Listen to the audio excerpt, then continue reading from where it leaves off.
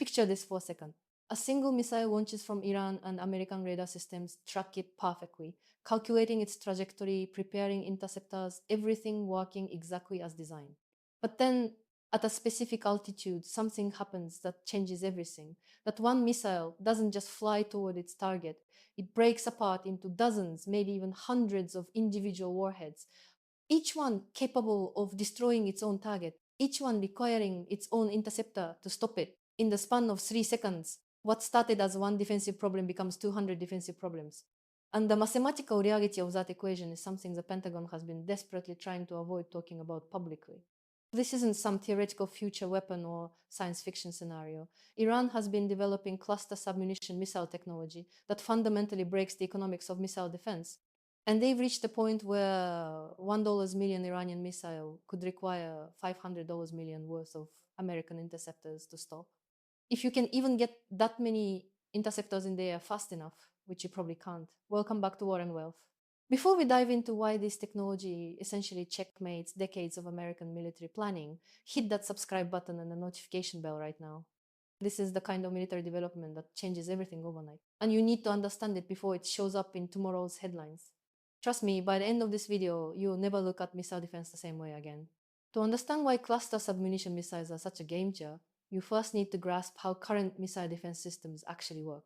Because the entire architecture was built on assumptions that this technology completely shatters.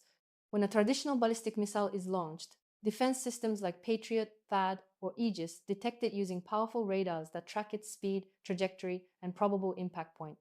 The defensive system then calculates an intercept solution and launches one or typically two interceptor missiles to destroy the incoming threat before it reaches its target. This works reasonably well when you're dealing with single warhead missiles, even sophisticated ones.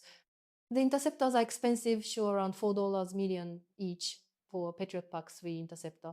But if you're protecting a critical military base or city, that's considered an acceptable cost. The entire system is built on the assumption that each incoming missile is one target requiring one or two interceptors to defeat. But cluster submunition technology breaks this entire model in ways that are almost embarrassingly simple once you understand it. Instead of carrying a single large warhead, these missiles carry dozens or potentially hundreds of smaller submunitions, each one essentially a mini warhead capable of causing significant damage. During the missile's flight at a predetermined point, usually during the descent phase, the main warhead section opens up and disperses these submunitions across a wide area. Think of it like a deadly shotgun blast from space, except each pellet is a guided warhead that can adjust its trajectory to hit a specific target. Suddenly, your defensive radar isn't tracking one object anymore. It's tracking a cloud of threats, each one requiring individual attention from your defensive systems. The mathematics of defending against this are absolutely brutal. And this is where Iran's strategy gets genuinely brilliant in its simplicity. Let's say Iran launches a missile carrying 100 submunitions. Traditional doctrine says you need to fire 2 interceptors at each incoming threat to ensure a reasonable probability of destruction. That means you need 200 interceptor missiles ready to go immediately just to stop that one initial launch. But here's where it gets worse. A typical Patriot battery has 32 ready interceptors. And even if you have multiple batteries defending a location, you might have perhaps 96 interceptors available in total. You're already outnumbered 2-1. And that's from just a single Iranian missile. If Iran launches 5 of these simultaneously, which is entirely within their capability, you're looking at potentially 500 incoming warheads versus fewer than 100 interceptors. The math simply doesn't work, and everyone involved in missile defense knows it. The cost equation is even more devastating than the numbers game. And this is what keeps defense economists awake at night. Building a missile with cluster submunitions isn't dramatically more expensive than building a traditional ballistic missile. Iran can produce these for perhaps 1 to 2 million each using technology that isn't particularly exotic or difficult to manufacture once you have the basic missile technology, which Iran has had for decades. But defending against it requires hundreds of millions of dollars worth of interceptors, assuming you even have them available. This creates what military strategists call an unfavorable cost exchange ratio, a polite way of saying the enemy can bankrupt you by forcing you to spend hundreds of times more on defense than they spend on offense. It's the same principle that made the Soviet Union realize it couldn't match Reagan's Star Wars program, except now the equation is flipped against the United States. The technology itself isn't new, and that's part of what makes this so frustrating for American defense planners. Cluster munitions have been around since World War II, and the basic concept of multiple warhead missiles dates back to the Cold War with Mira-V technology on nuclear ICBMs. What's new is the application of this concept to conventional regional ballistic missiles. The miniaturization of guidance systems that allows each submunition to be independently targeted, and the proliferation of this capability to nations like Iran that previously lacked such sophisticated systems. The components needed to build these weapons have become increasingly available on the global market, often disguised as civilian technology or acquired through complex networks of front companies and intermediaries. Iran's specific implementation of this technology appears to draw from multiple sources and represents years of indigenous development combined with foreign assistance. Intelligence assessments suggest they've studied Chinese and North Korean designs, potentially received technical assistance from Russian engineers, and incorporated commercially available components from various international suppliers. The result is a weapon system that may not match the sophistication of American or Russian equivalents, but doesn't need to. It just needs to work well enough to overwhelm defensive systems, and by all indications, it does exactly that. The targeting challenge these weapons create is something that deserves special attention because it reveals just how completely they break traditional defensive concepts. When a cluster missile disperses its submunitions, each warhead follows a slightly different trajectory, spreading out across an area that could cover several square miles. Your defensive radars suddenly have to track, prioritize, and engage dozens of individual targets simultaneously, each moving at hypersonic speeds during the terminal phase. The computational load alone is staggering. Defensive systems that were designed to track and engage maybe a dozen targets simultaneously are suddenly confronted with 10 times that number.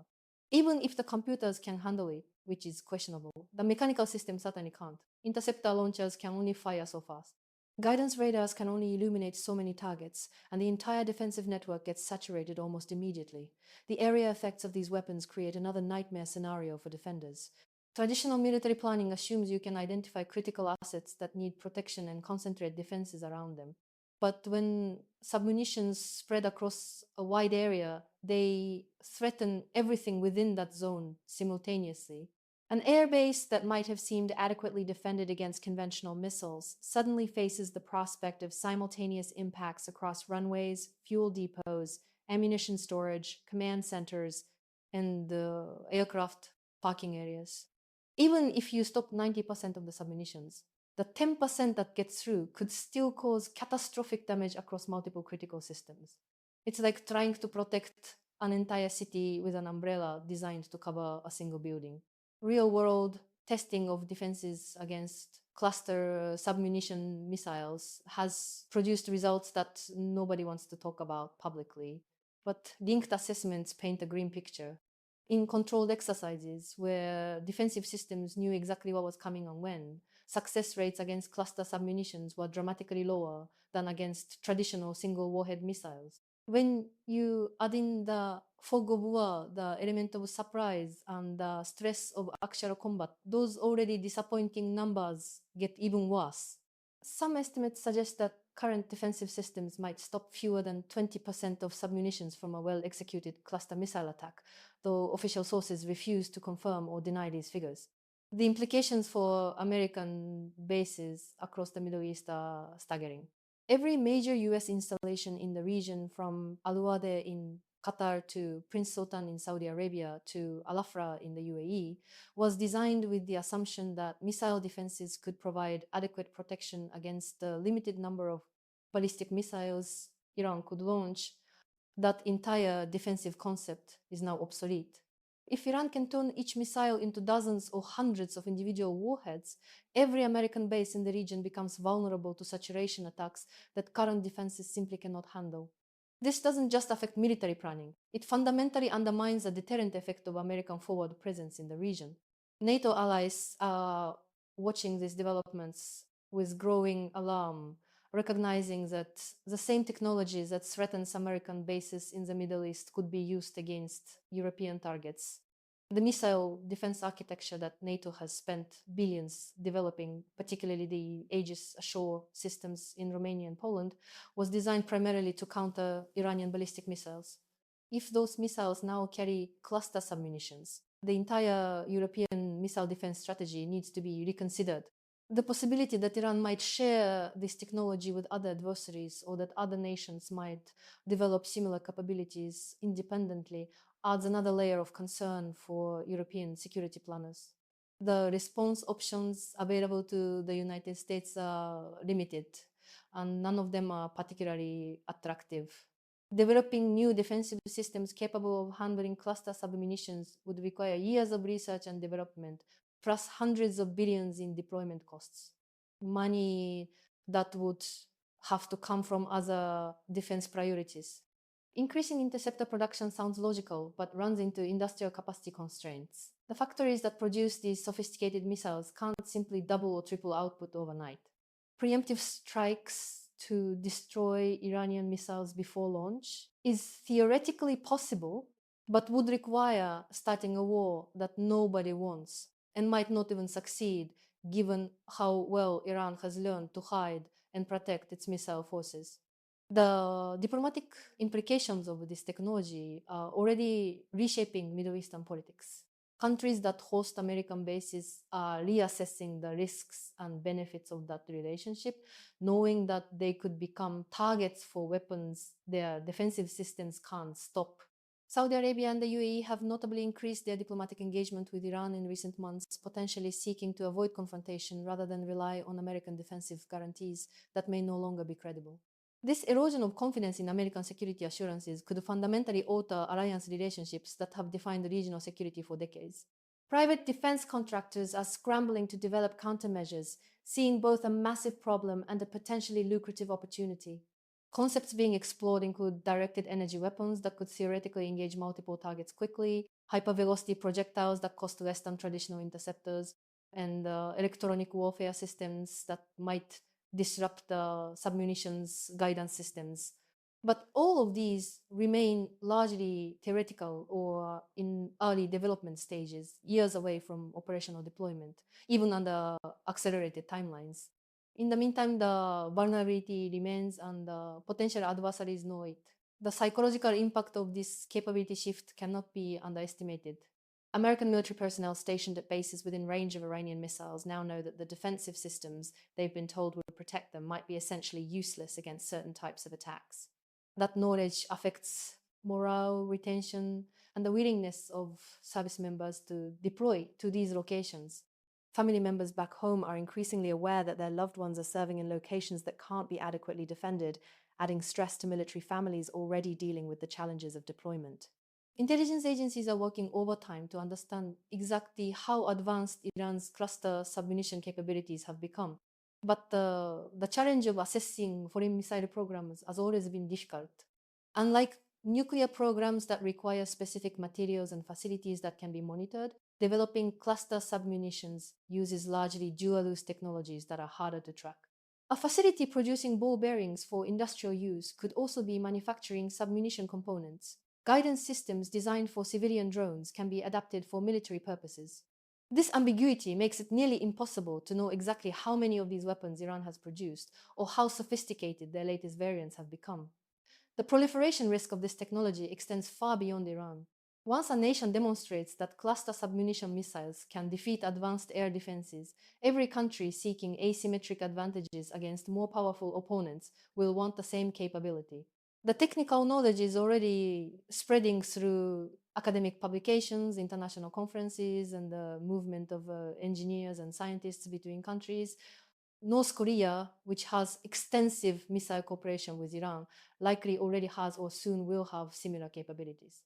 Other nations from South Asia to South America are probably taking notes and adjusting their own missile development programs accordingly. Market forces are already responding to this new reality. Defense stocks focused on missile defense systems have seen volatility as investors realize the limitations of current technology. Companies working on next generation defensive systems are seeing increased interest and investment.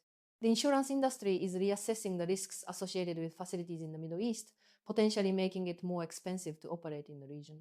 Oil futures have begun pricing in the possibility that critical energy infrastructure defended by these newly vulnerable systems could be successfully attacked, adding a risk premium that consumers will ultimately pay at the pump. The strategic implications extend to America's global military posture beyond just the Middle East. If relatively inexpensive cluster submunition missiles can neutralize billion-dollar defensive systems, the entire concept of forward basing that underpins American military strategy needs reconsideration. The ability to project power from secure bases has been fundamental to American military superiority since World War II. If those bases are no longer secure against nations like Iran, how does America maintain its global military presence? These aren't questions with easy answers, and the Pentagon is undoubtedly conducting classified reviews of global basing strategy in light of this new threat. China is certainly taking notes on how cluster submunition technology could complicate American military planning in the Pacific.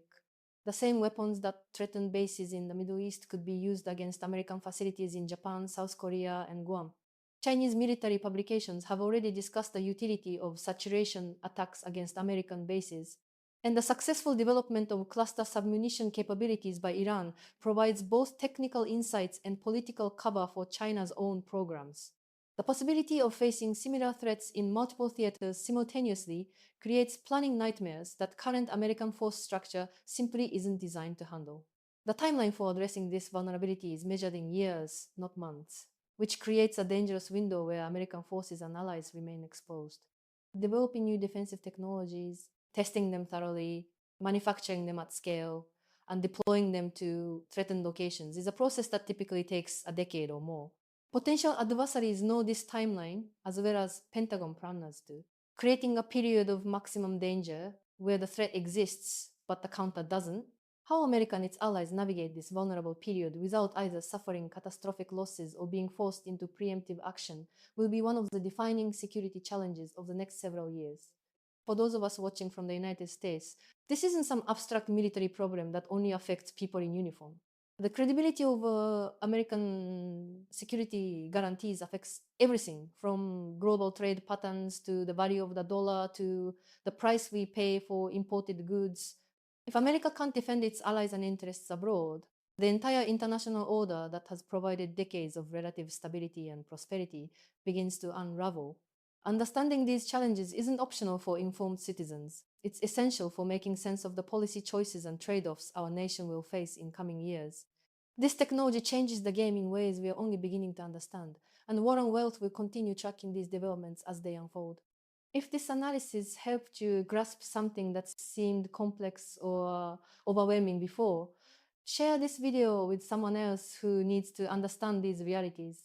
The mainstream media tends to oversimplify or ignore these technical military developments until they result in crisis, but understanding them in advance is crucial for anticipating what comes next. Drop a comment below and let me know what you think the solution to this challenge might be. Is there a defensive technology that could restore the balance, or does America need to fundamentally rethink its military strategy? Your perspectives and questions help shape our coverage, and some of the best insights come from our comment section discussions. Subscribe if you haven't already. Hit that bell for notifications because this story is far from over and the implications are still unfolding. This is War and Wealth, and we'll see you in the next.